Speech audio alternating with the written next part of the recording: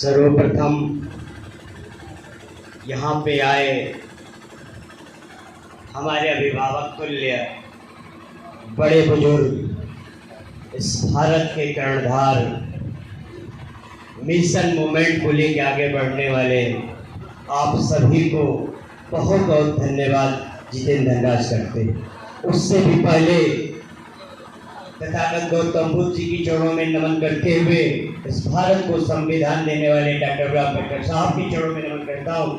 शिक्षा का लंगर जगाने वाले ज्योतिबा फूले जी को नमन करते हुए बहुजन समाज में जन्मे सभी संत गुरुओं, महापुरुषों और स्वतंत्रता सेनानियों को मैं नमन करते हुए अपनी बातों का प्रारंभ करता हूँ।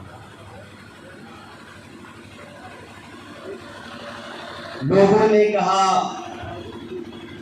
कि 400 की उम्मीद थी, मायने ये नहीं रख रहा है। मैं तो बहुत खुश हूँ कि आप जैसे बौद्धिक लोगों के बीच में हमें बोलने का मौका मिला।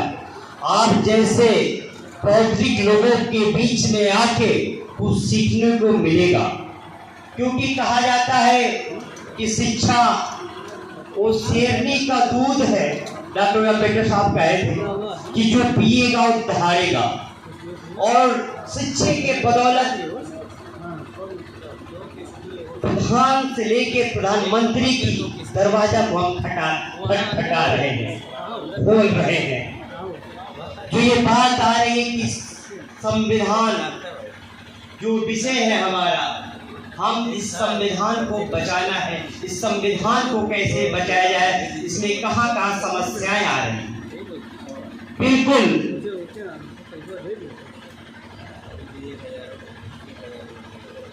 हम 101% कह रहे हैं कि वर्तमान में जो सरकार है वह जान रही है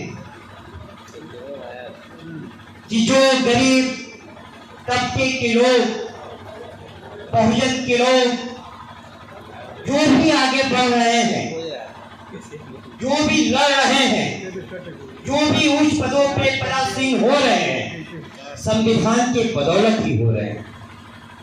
साहब, ये आप भी जानते और हम भी जानते हैं, संविधान नहीं होता तो हम आप यहाँ उपस्थित नहीं होते। मैं छात्र हूँ, छात्र की एक पीड़ा है, उम्र कम है साहब, लेकिन आप लोगों के प्यार जो है, हौसला के बल पे इतनी कम उम्र में जीरो से शिखर तक का आत्ममंथन करते हुए यहाँ तक पहुंचा, और भी तमाम चीजें करना है। क्योंकि उनको पता है कि संविधान पे जब तक हम ना बोलेंगे नहीं, संविधान को खत्म करेंगे नहीं, जो उनकी कुर्सियों पे आप काबिज हो रहे हैं, ये कुर्सियां कैसे छीनी जाए? क्योंकि संविधान हमको पढ़ने का, लिखने का, लड़ने का अधिकार दे रहा है। डॉक्टर अम्बेडकर साहब कहे थे, हमें कोई धोखा दिया है तो शिक्षित समाज को है, और ये वर्तमान में आपको दिखाई दे रहा है कि संसद में, विधानसभा में हमारे आपके बीच का प्रतिनिधित्व करने वाला व्यक्ति तो चला जा रहा है, लेकिन वह संविधान की रक्षा नहीं कर रहा, अपने समाज का रक्षा नहीं कर रहा, सिर्फ वो अपने परिवार का रक्षा कर रहा है। साहब, तो कैसे हमारा संविधान सुरक्षित रहेगा? हमने तो पढ़ा था कि संविधान में रोटी, कपड़ा, मकान के साथ शिक्षा भी हमारा मौलिक अधिकार है। हम पूछना चाहते हैं सत्ताधारी और समाजवादी सरकार से कि आप शौचालय दे रहे हैं, 5 केजी राशन दे रहे हैं साहब, मकान भी 1-2 लोगों को दे रहे हैं, लेकिन आप शिक्षा क्यों नहीं दे रहे हैं? सबसे बड़ी सवाल, शिक्षा क्यों नहीं दे रहे हैं? क्योंकि उनको पता है कि अगर शिक्षा हर घर जाएगा तो संविधान उनका सुरक्षित हो जाएगा। उनको पता है कि शिक्षा देंगे कि सड़कों पे उतर के अपना हक और अधिकार की लड़ाई लड़ने लगेंगे। उनको पता है कि शिक्षा निःशुल्क करेंगे तभी तो कुछ।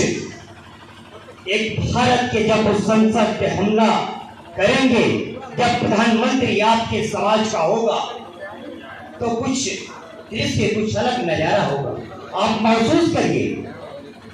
क्योंकि मैं इलाहाबाद विश्वविद्यालय का छात्र हूं, उसमें उत्तर प्रदेश नहीं साहब, भारत ही नहीं पूरे विश्व के लड़के कहीं ना कहीं आके इलाहाबाद विश्वविद्यालय में पढ़ते हैं।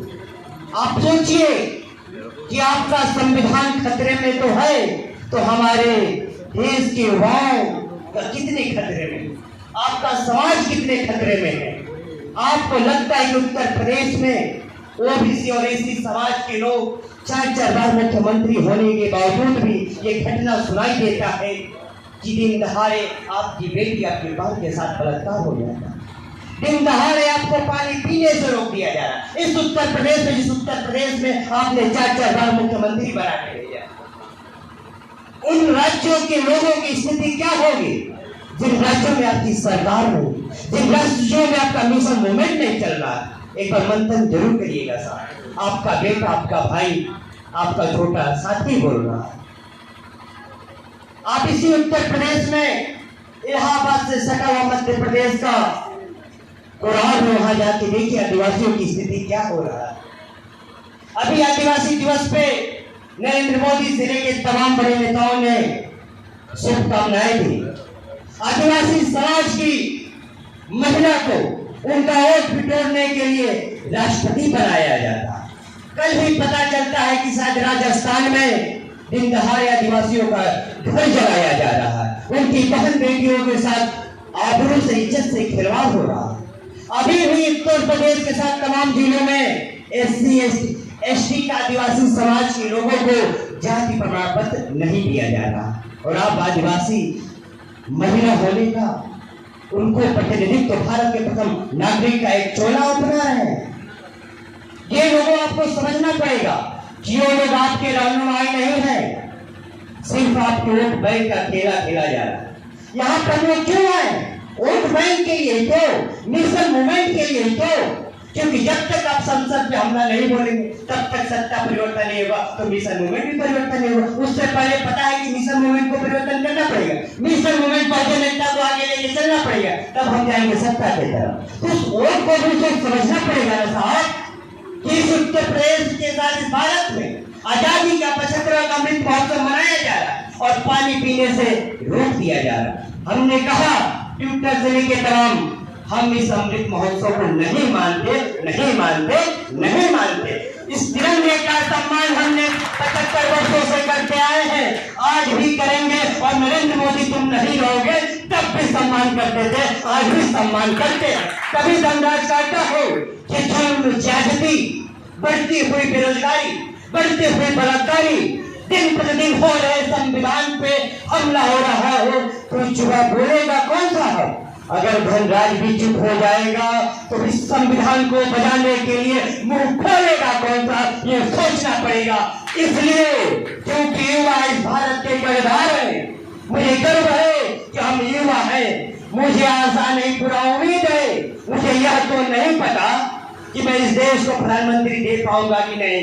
इस उत्तर प्रदेश को तो मुख्यमंत्री आप लोगों ने दे दिया, लेकिन यह जरूर पता है हमें कि हम बहुजनों के मिशन मूवमेंट को रुकने नहीं देंगे। बहुजनों महापुरुषों का मिशन को हम पीछे हट नहीं देंगे। और बाबा साहब के संविधान पे जब जब हमला होगा तब तक सड़क से लेके संसद को घेरने का काम करेंगे साहब। निकलिए, क्यों अभी देखने के लिए आप आतुर हैं कि घर घर से निकाल के आपको नौकरियों को छीन दिया जाएगा। और सुना जा रहा, तमाम वक्ता लोगों ने कहा कि प्राइवेटीकरण किया जा रहा। क्या प्राइवेटीकरण होना?